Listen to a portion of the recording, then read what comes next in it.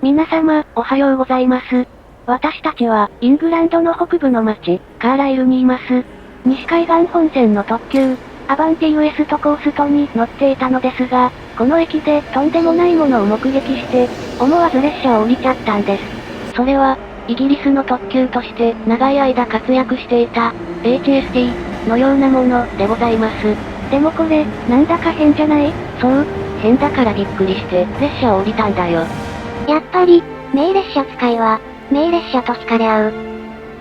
カーライル駅にいた HST は、流線形のディーゼル機関車の間に、黄色い塗装の検測車を繋いでいたのだ。それぞれの客車には、線路の歪みや架線の状態をチェックする機能が備わっている。いわゆる、イギリス版のドクターイエローだったのだ。連結していた検測用の車両は、マーク1、マーク2客車という、こいつが、現役時代に牽引していた客車より、古い世代の車両だ。古くても走行には支障がないものの、時速200キロ運転に対応していないので、この検測車は、最高でも時速160キロで走行する。列車を動かす機関車は、編成の南側が、ロンドンのウスイースタン鉄道に所属していた赤い塗装の車両。そして北のスコットランド側には、ブラウンの元クロスカントリー車が用いられていた。これら、旅客列車の運用を引退した、HST のディーゼル機関車は、線路を管理する、コラスレール車に転属。旅客列車たちの安全を、陰ながらに支える、新たな役割を担っていたのだった。そういえば、今回のイギリス訪問では、ほとんど HST 君を見ませんでしたね。現役で、元気に走る車両は、ほぼ1車しか、いなくなっちゃったからな。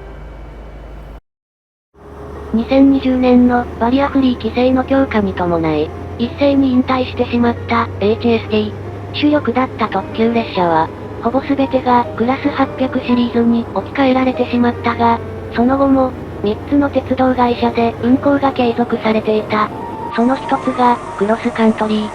二つ目が、イギリス西部の路線を受け持つグレートウエスタン鉄道。そして3社目が、北部、スコットランドの鉄道会社、スコットレールだ。この3社で使われている HST は、手動の外開きドアが自動ドアになるなど、バリアフリー規制に対応する改造を施されていた。クロスカントリーは、北部のスコットランドと、イギリスの西部地域を結ぶ鉄道会社だ。最も長い路線では、12時間以上走り続ける、寝台列車顔負けの運用も存在する。しかし、クロスカントリー車は、経営合理化のため、保有する車種の削減を決定。乗客からの人気が高く、自動ドア化工事を実施したのにもかかわらず、新生 HST は、2023年をもって、引退してしまう。もう一つの鉄道会社、グレートウエスタン鉄道も同様だ。前世紀には、イギリスで最も多くの HST を保有し、8両の客車を連結した、10両編成の列車を多数運転していたが、クラス800系列の導入と入れ替わりに長距離特急を退役。残された一部の HST は単編成化されて西部の地方路線で運転していた。ところが本来のこいつは8から9両の客車を時速200キロで走らせるので、エンジンが強力な機関車を前後に2両も連結する。しかしそれをほとんど改造しないまま、客車だけを4両に削減したために、どうしても燃料を多く消費してしまう。とりわけ最近は、燃料の価格が上がってきていることもあって、コスト面での課題が多く、引退が進んでいるのだ。せっかく、新しい編成に合わせて、新たなネームプレートも用意されたのに、もったいないですね。ほんとだよな。単編成版は、昔のグレートウエスタン鉄道にいた名機関車、カースルクラスにあやかって、カースル HST って名付けられてたのに、グレートウエスタン鉄道の HST は、2024年以内に、全車が退役することが決定している。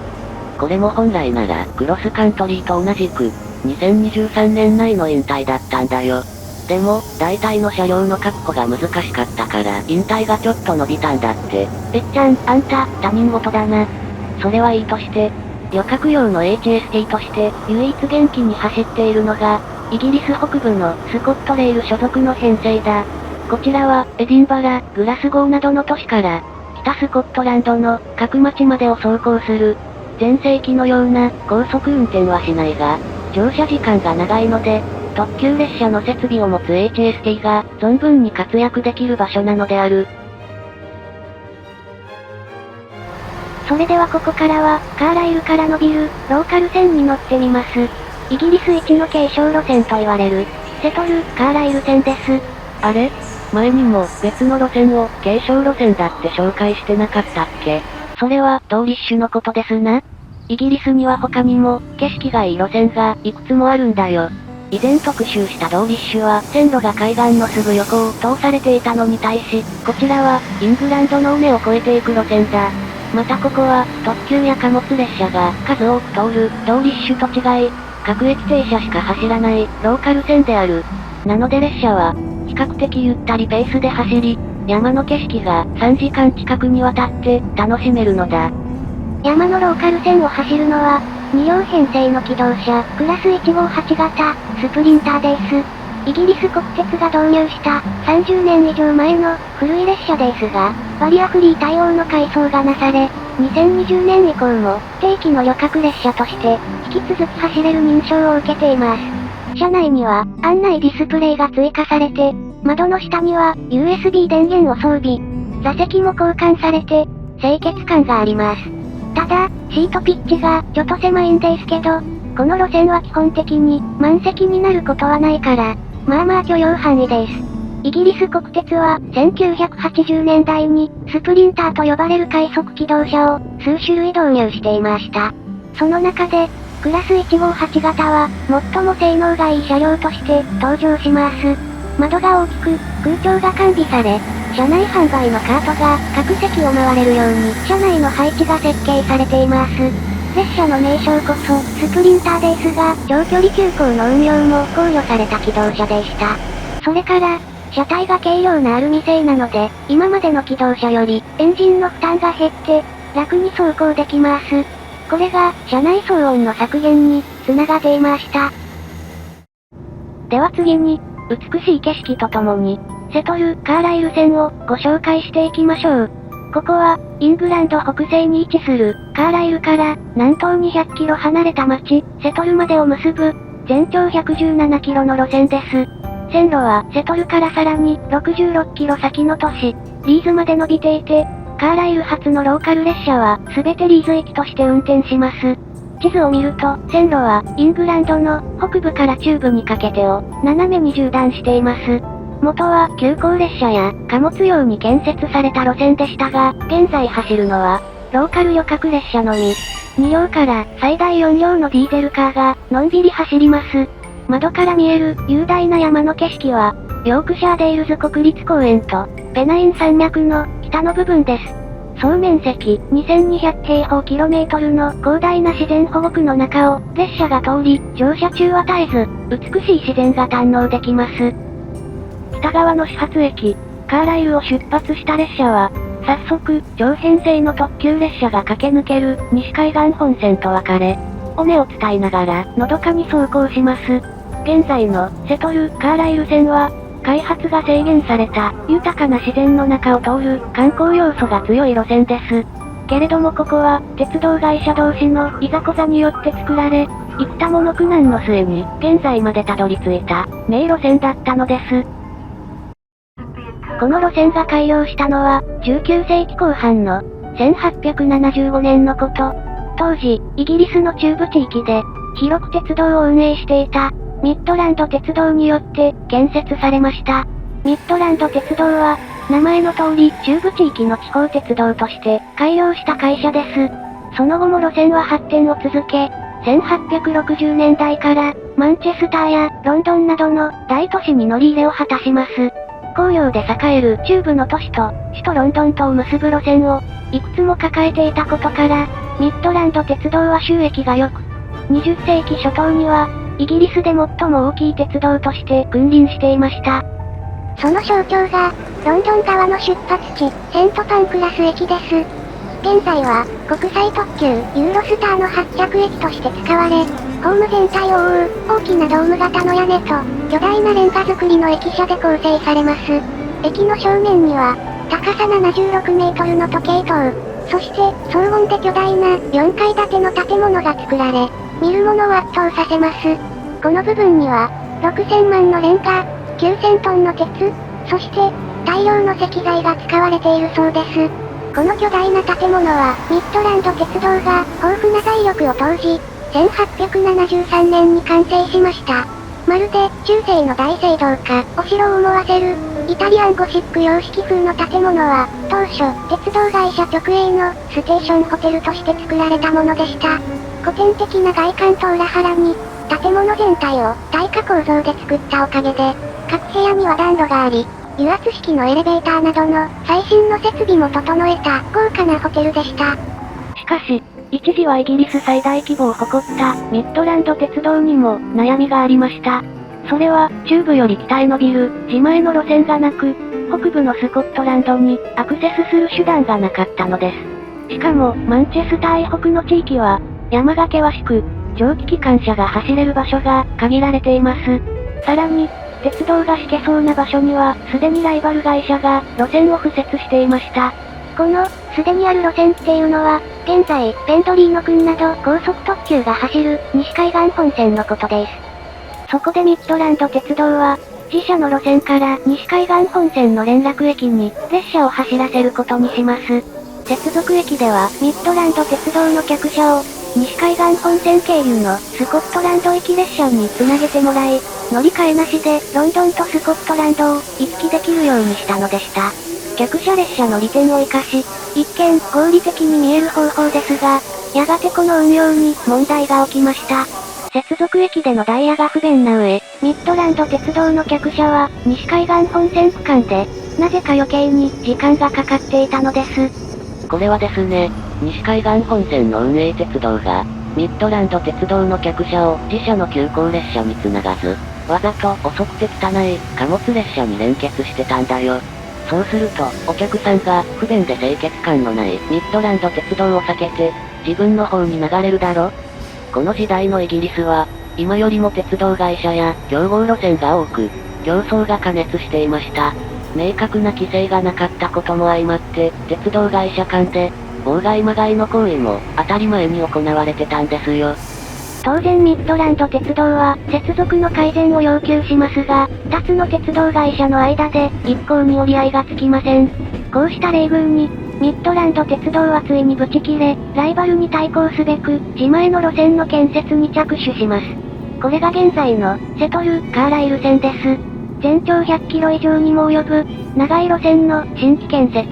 それも、周囲に大きな町などがない、山岳地帯や荒野を切り開く計画には、難工事が予想されました。それでも、最盛期には、6000人もの建設作業員が従事したおかげで、わずか5年ほどで、完成にこぎつけています。もちろん建設には、巨額の資金が投じられ、現在の価値に換算すると、4億3000万ポンド、800億円以上が、この路線の建設に使われました。これは、当初の見積もりを 50% も超過した金額でした。50% オーバーなんて、ハイスピード2が可愛く思えてくるな。セトル・カーライル線は、西海岸本線に対抗して建設された路線です。なので、ミッドランド鉄道の急行列車が、無理なく走れるように設計され、勾配やカーブを、緩くしています。起伏のある土地ながら、山を切り開いたり、沼地に橋を架けて、線路をなるべく平坦にしたんです。おかげでミッドランド鉄道はロンドンから多数の急行列車を走らせることが可能になり、ライバルを圧倒し始めます。あれちょっと待って。自分で言ってて疑問に思ったんだけど、そんなにすごい線路なら、なんで今はここが、ローカル線扱いなの？いいところに気がついたね。それはこの路線が不要になる出来事が起きたからなんだ。それは何かというと、1923年に、ミッドランド鉄道が、西海岸本線のライバル会社と合併したんですよ。一時はライバル関係にあった2社でしたが、合併によって同じ会社になったので、西海岸本線の輸送を強化する方向に舵を切り始めたのです。ちなみに余談ですが、この合併に伴い、ミッドランド鉄道が建てたロンドンのステーションホテルも閉鎖の浮き目にあっています。あのホテルは建物こそ立派で荘厳でしたが、古い時代の建築ゆえに客室に水道がなく、自由に水を使える設備がなかったのです。そのため、お客さんが宿泊するたびに、洗面台やバスルーム一式に必要な水、そして使い終わった排水を、すべて従業員が運んでいました。これが大変な重労働ですし、時代遅れな上に、人数が必要で、費用がかかりすぎていました。また、セントパンクラス駅から歩いて5分のところにあるターミナル駅に新しいステーションホテルの建設を決定したことから、そちらに鉄道会社直営の宿泊施設を集約することにしたのでした。あ、ちょっと喋りすぎちゃいましたね。いや、今は、クマちゃんとローズ姉ちゃんのホームだから、きちんと紹介しないとな。セントパンクラス駅はネタにこと書かないので、また改めてお話ししますね。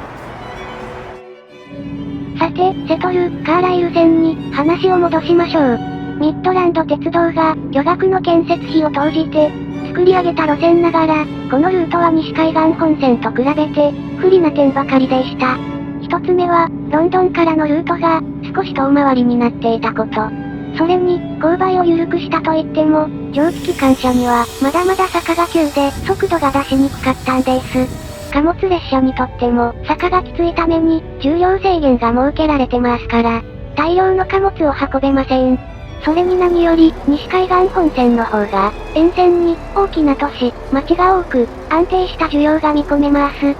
こうした事情が重なり、セトル・カーライル線は次第に列車の数が減り、使われなくなっていったのでした。そしてこの路線は、第二次世界大戦後に、さらなる苦境に立たされる。1948年から、イギリスの民営鉄道は、国鉄に移行。西海岸地域の路線も、すべて国鉄の運営になった。この統合により、西海岸本線とルートが重複している、セトル・カーライル線は、重要度が低い路線と位置づけられてしまう。そのせいで、メンテナンスから設備更新まで、維持に必要な工事が後回しにされ、橋やトンネルが傷んだまま放置されたのだ。それでもイギリス国鉄は、1970年代まで、ロンドンからグラスゴーの間で、セトルカーライル線を通る急行列車を走らせていた。しかし、西海岸本線を走る急行が、ロンドン・グラスゴー間を、7時間20分で走破するのに対し、セトルカーライル線経由は、9時間もかかるありさま。さらに都合が悪いことに、建設当時、急行列車を通すため、直線上にした線形がたたり、鉄道の線路、駅が、周囲の村々と離れ、利用客数が、伸び悩んだのだ。ダメ押しに、イギリス国鉄は1960年代からずっと、経営危機に直面していて、少しでも赤字路線を抑えたいところでした。その一環で、列車も輸送人数も少ない、ローカル線のほとんどを、廃止しようとしてたのです。そうなると、ずっと前から荒れ果てていた、セトルカーライル線は、なすすべがありません。路線の完全廃止は、時間の問題かに思われていました。ところが、1980年頃から、風光明媚なこの路線の廃止に反対する運動が起こります。この運動が注目されたことによって、全国から乗客が訪れるようになり、廃止を免れたんです。旅客数は、廃止決定前と比べ、5年でなんと、約5倍にまで急増しています。その、注目された出来事ってのが、また面白い話でな。この頃の国鉄は、どうにかして、カーライルから伸びる荒れたローカル線を廃止しようと、躍起になっていたんだ。景色だけはいいけど、やたらに長くて収益は悪く、維持が面倒だったからな。そこで、大きな理由として挙げたのが、老朽化した橋やトンネルの修繕に莫大な費用がかかる、というものだった。ところがその、根拠として提示した額は、廃止もやむなしと、人々を納得させるため、大幅に水増しした数字だったことが発覚。沿線自治体から運輸大臣まで巻き込んだちょっとした騒動になってしまいます。こうしたニュースが全国で報じられたことによって、セトル・カーライル線は知名度が上がり、乗客が急増。お客さんが増えたことによって、収益が改善し、線路の修復に必要な費用が捻出できちゃったんです。なんというか、採用が馬というか、怪我の巧妙というか、人生も鉄道も、何がどう転ぶか、わからないものですな。などと、話にオチがついたところで、いつもの通り、この路線の物語も後編に続きます。次回も山の景色の中で、いろいろなことを語っていきますね。それでは次の動画をお楽しみに。ご視聴、ありがとうございました。